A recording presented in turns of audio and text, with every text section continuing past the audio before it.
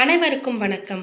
மங்களகரமான குரோதி தமிழ் புத்தாண்டு ஏப்ரல் 14ஆம் தேதி பிறக்கப் போகின்றது. சித்திரை மாதத்தில் குரு பகவான் மேஷ ராசியிலிருந்து ரிஷப ராசிக்கு இடப்பெயர்ச்சி அடைய போகிறார். சனி பகவான் கும்ப ராசியில் பயணம் செய்கிறார். இந்த குரோதி ஆண்டில் கிரகங்களின் மாற்றங்களால் தனுசு ராசியை சேர்ந்தவர்களுக்கு எப்படிப்பட்ட பலன்கள் கிடைக்கும் என்பதுதான் இந்த பதிவில் நம்ம இப்போ பார்க்க போகிறோம். தனுசு ராசிக்காரங்க பதிவை பார்த்துட்டு இருந்தீங்கன்னா தொடர்ந்து பார்த்துட்டு வாங்க. நீங்கள் இப்போ தான் நம்ம சேனலை ஃபர்ஸ்ட் டைமாக பார்க்குறீங்க அப்படின்னாலும் கண்டிப்பாக சப்ஸ்கிரைப் பண்ணிக்கோங்க. அப்படியே பக்கத்தில் இருக்கக்கூடிய பெல் ஐகானையும் கிளிக் பண்ணிக்கோங்க.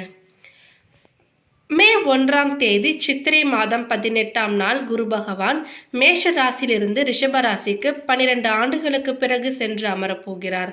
தனுசு ராசிக்காரர்களுக்கு 6ஆம் வீடான ருணரோக சத்ருஸ்தானத்தில் களத்திரஸ்தான குருவாக பயணம் செய்ய போகிறார்.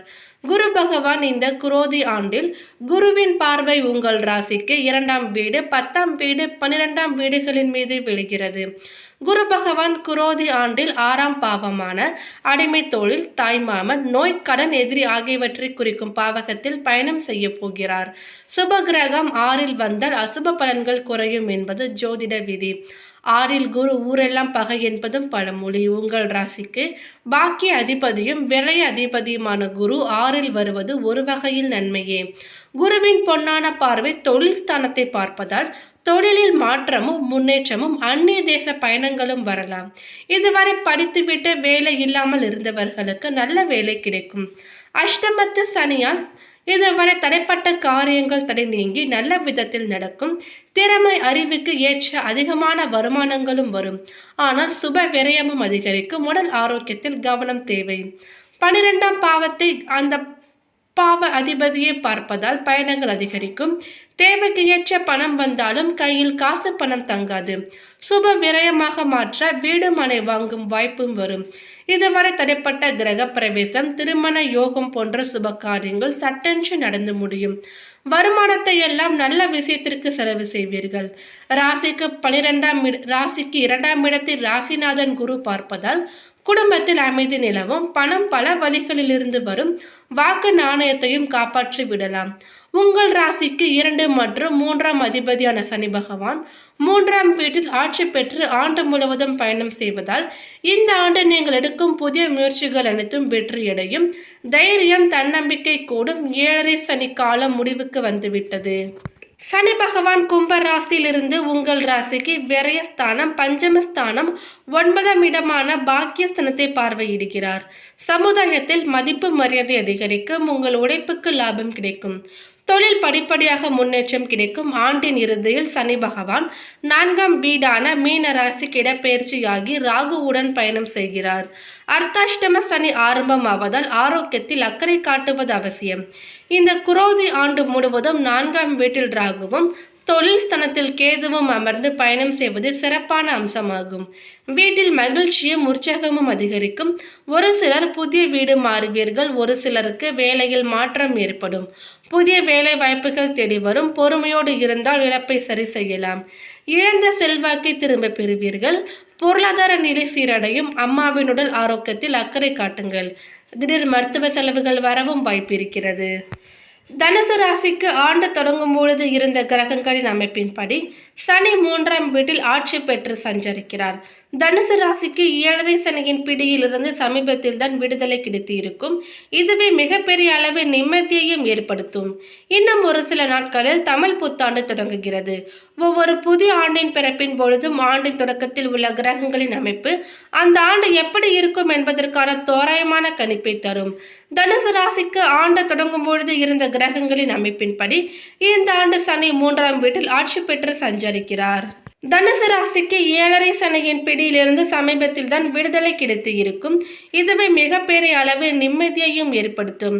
ராசிநாதன் குரு ஆண்டின் முதல் பாதையில் 5ஆம் வீட்டில் இருப்பது யோகமாகும். சுக்கிரனால் விபரீத ராஜயோகம் ஏற்படவும் இருக்கிறது. பொருளாதார ரீதியாக தனுசு ராசிக்கு மிகப்பெரிய வளர்ச்சி இருக்கும். பணவரவு அதிகரிக்கும். ஒன்றுக்கும் மேற்பட்ட வழிகளில் வருமானம் ஈட்டுவீர்கள். கடினமாக உழைக்கவில்லை என்றால் கூட வருமானத்திற்கு குறைவு இருக்காது. வெளிநாட்டில் வசிப்பவர்களுக்கு அங்கேயே நிரந்தரமாக தங்கிவிடலாம் என்று நினைக்கும் அளவுக்கு வருமானம் மேம்படும். பூர்வீக சொத்தில் இருந்து வந்த தடை நீங்கி சொத்துக்கள் கைக்கு சேரும். மேலும் பொருளாதார மற்றும் பணவரவு திருப்தியாகவும் எதிர்பார்த்ததற்கு அதிகமாக இருந்தால் கூட வேலையில் ஒரு சில ஏற்றத்தாழ்வுகள் ஏற்படலாம். எதிர்பார்த்த அளவுக்கு பதவி உயர்வு இடமாற்றமும் கிடைப்பதில் கொஞ்சம் தாமதமாகலாம். 10ஆம் வீட்டில் கேது இருப்பதால் கொஞ்சம் சோதனைகளை கடந்த பின்னர் உங்களுக்கானது உங்களை தேடி வரும். வணிகம் மற்றும் தொழில் செய்பவர்களுக்கு இந்த ஆண்டு சாதகமாக இருக்கிறது. மேலும் தனுசு ராசிக்கு 10ஆம் அதிபதி புதன் இந்த ஆண்டு கிட்டத்தட்ட 3 மாதம் வக்கிரமாக பயிற்சியாக போகிறார். இது தொழில் ஸ்தானத்தை குறிப்பிட்ட காலங்களில் பாதிக்கும். ஆனால் ஒரு சில குறிப்பிட்ட துறைகளில் இருக்கும் தனுசு ராசிக்கு இந்த ஆண்டு மிகப்பெரிய வளர்ச்சி ஏற்படும். திருமண வயதில் இருக்கின்ற தனுசு ராசிக்கு இந்த ஆண்டு திருமணம் மே மாதம் வரை திருமண யோகம் இருக்கிறது. காதலிப்பவர்களுக்கு இது சாதகமான ஆண்டாக இருக்கும்.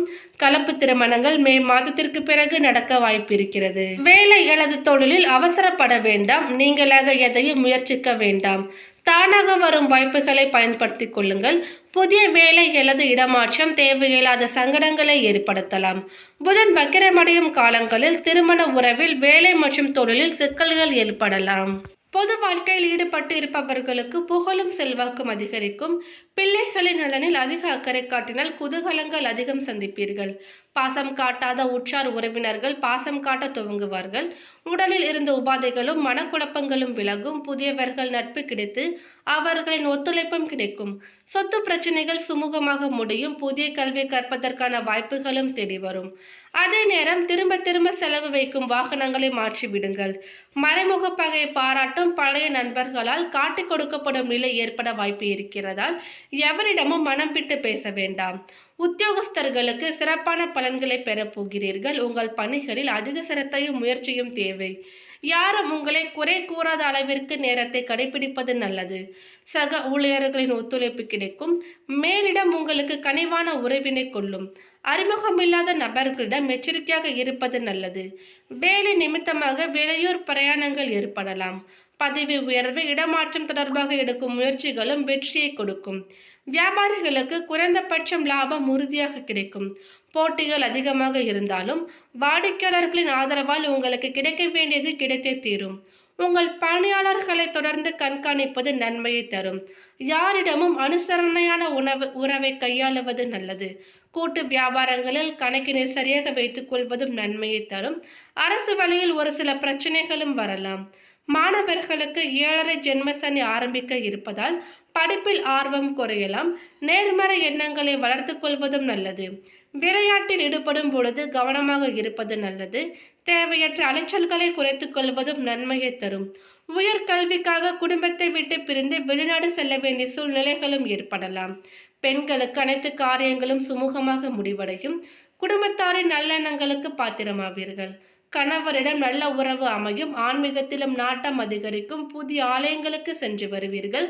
பொருளாதாரம் நன்றாக இருக்கும். கடன் தொல்லைகள் ஏற்படாது. கடினமாக உழைத்து வாழ்க்கை தரத்தை உயர்த்தி கொள்வீர்கள். உடன் பிறந்தோரின் உதவிகளால் முன்னேற்றம் பெறுவீர்கள். அடுத்ததாக மூலம் நட்சத்திரத்தை சேர்ந்தவர்களுக்கு குடும்பத்திலும் ஒரு சில சலசலப்பு ஏற்படலாம். வேலையில் கொடுத்திருந்த பணம் கைக்கு திரும்பி வர தாமதமாகும். இதனால் அத்தியாவசிய தேவைகளுக்கு சிறிது கடன் வாங்க நேரிடலாம். சகோதர சகோதரி வகையிலும் கருத்து வேறுபாடுகள் உண்டாகலாம். அடுத்ததாக பூராடம் நட்சத்திரத்தை சேர்ந்தவர்களுக்கு உடல் ஆரோக்கியம் சிறப்பாக இருக்கும். குடும்பத்திலும் மருத்துவ செலவுகள் ஏற்படாது. யாரையும் புண்படுத்தாமல் உங்கள் அணுகுமுறையால் வெற்றி பெறுவீர்கள். செப்டம்பர் மாதத்திற்கு பிறகு உங்கள் காலகட்டத்தில் குடும்பத்தில் பாக பிரிவினை சுமூகமாக நடக்கும். ஆசிய சொத்துக்களில் இருந்து வருமானம் வர தொடங்கும். அடுத்ததாக உத்திராடம் நட்சத்திரத்தை சேர்ந்தவர்களுக்கு பல விஷயங்களையும் சாமர்த்தியமாக செய்து முடிப்பீர்கள். மறைமுக எதிர்ப்புகள் நீங்கும். வழக்கு விவகாரங்களில் திடீர் திருப்பங்கள் ஏற்படும். குறைந்த உழைப்பிலும் அதிக ஆதாயம் கிடைக்கும். அதே சமயம் புறம் பேசுபவர்களை இனம் கண்டு ஒதுக்குவீர்கள். குடும்பத்தில் ஏற்படும் ஒரு சில அனாவசிய பிரச்சனைகளை கண்டும் காணாமல் இருக்கவும். மேலும் பரிகாரமாக ராகு கேதுவுக்கு பரிகார பூஜை செய்வதும், சனி பகவானுக்கு நல்லெண்ணெய் தீபமேற்றி வழிபடுவதும் கஷ்டங்களை போக்கி மன நிம்மதியை உண்டாக்கும். ஓம் சத்குருவே நம என்ற மந்திரத்தை தினமும் 12 முறை சொல்லுங்கள். வீட்டில் தினமும் 5 ஒருமுக மண் அகல் விளக்கில் நல்லெண்ணெய் மற்றும் இலுப்பை எண்ணெய் கலந்து ஏற்றவும். அதிர்ஷ்ட எண்கள் 139. மேலும் இந்த தகவல் உங்களுக்கு பிடித்திருந்தால் லைக் பண்ணுங்க, ஷேர் பண்ணுங்க. இது போன்ற பல சுவாரஸ்யமான கணிப்புகளை நீங்கள் தெரிஞ்சுக்கணும்னா எங்கள் சேனலை சப்ஸ்கிரைப் பண்ணிடுங்க. மேலும் நோட்டிஃபிகேஷனுக்கான பெல் ஐக்கானையும் கிளிக் பண்ணிக்கோங்க. தேங்க்யூ.